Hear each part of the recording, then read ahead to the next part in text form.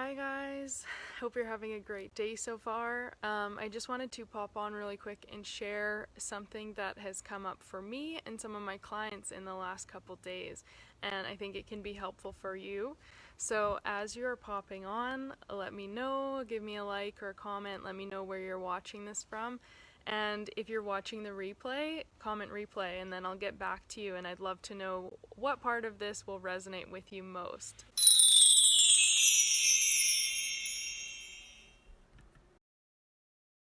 One of the things that has been popping up a lot the last couple days with clients is self-doubt.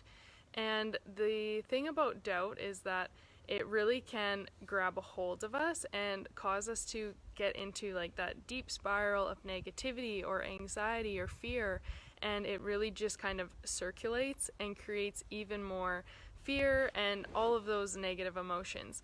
So it's almost like we're getting stuck in a bit of a dark hole, and the doubt can come on so strong that we end up believing it to be 100% true and feeling really stuck there.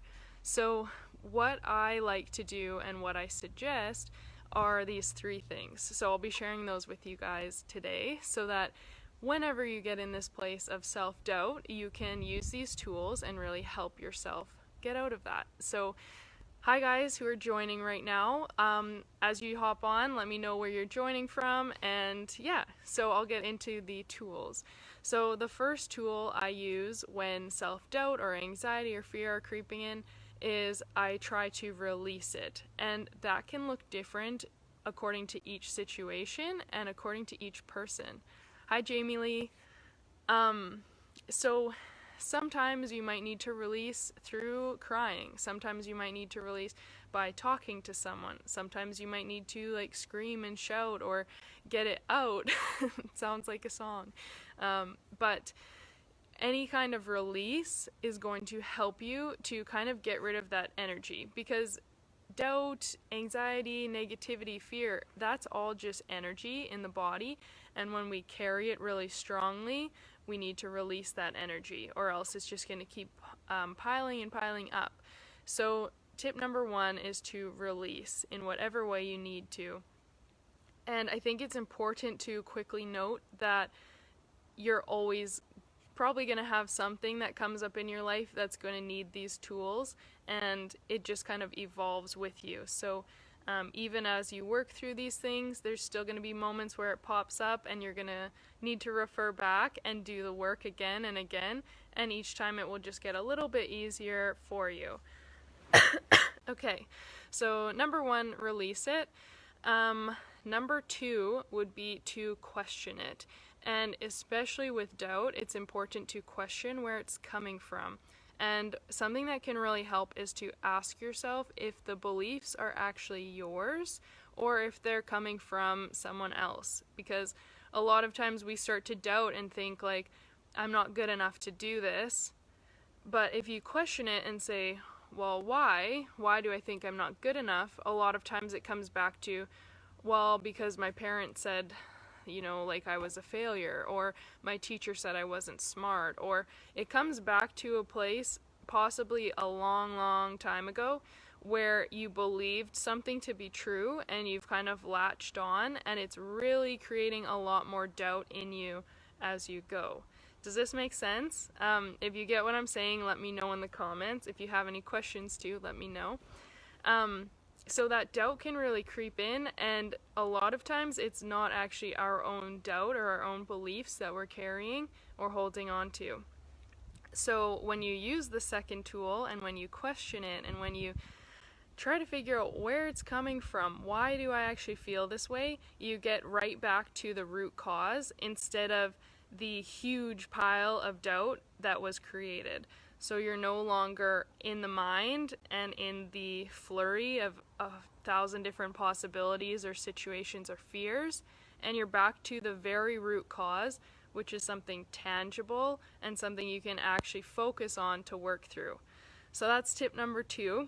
And the third tip would be to then fill yourself with something positive. So once you've done the release, once you've cried or talked it out or screamed, and then once you've thought, okay, why did I feel that way? Why was it so strong? Why did it take a hold of me like that, and you've understood where it started from, then the third tip is to put some positivity on top of that, because that's going to help raise your vibration. It's going to help raise your mood, bring you out of that negative, doubt-filled space, and bring you to something positive where you're starting to feel a little bit better about yourself, or maybe a little bit more capable or strong, and the doubt is slowly trickling away. So those three things together can be really helpful for doubt especially, but also that anxiety or any of those kind of negative emotions and insecurities and fears that pop up throughout the day. It's really, really helpful to use these tools. And let me know if this is helpful for you. Yeah, totally, Cheryl. Release it, question it, and then fill it in with the positive. And I really feel like these three together help so much, because a lot of times people try to just counteract the anxiety or the doubt with a positive, and they really just go into positive affirmations or self-building, and that's helpful, but you're still carrying the negative energy because you didn't release it. So you're still kind of carrying that in your body, in your energy field. You've still got all that going on, and then it's going to pop up, or it's going to continue building, and maybe even if you've filled some positivity in the moment, maybe tomorrow something small happens, and all of a sudden all the anxiety and doubt from yesterday just explodes and erupts. So the releasing is really extremely key to letting it go. I mean, that's what releasing is, right? It's pushing it away, getting it off your chest, getting it out of your mind or your body or your energy field. So that releasing is very crucial. And then the questioning helps you understand where it's coming from, why it's showing up, and that also allows you to combat it in the future, because you're going to be a lot more aware, and the next time the doubt shows up, you're going to be like, oh no, that's not actually my doubt, and that's not actually my beliefs, you know? Like, this doubt is coming from someone else's beliefs or society's beliefs, something that's been imprinted on me and I've been carrying for too long. So the questioning helps you identify it and separate it from actually being truth and actually being you. And then the positivity helps you to build yourself up and really feel a lot more confident and comfortable. So I hope that those three tools will be helpful for you. They've honestly helped me a lot, and I still refer back to them. Like, anytime these kind of situations come up, it's really important for me to release it, question it, and then build myself back up to get into a positive space. And I hope it'll be helpful. If this is helpful for you guys, let me know in the comments, or share the video and share it with friends, because I think a lot of us are carrying a lot of doubts and anxieties and insecurities and things that we don't really need to be carrying, but we're not totally sure of how to handle them or how to move forward from them. So yeah, I hope that was helpful, and I hope you have a great rest of your day. And yeah, if you have any questions, for sure, let me know in the comments and I'll get back to them. Okay, bye guys.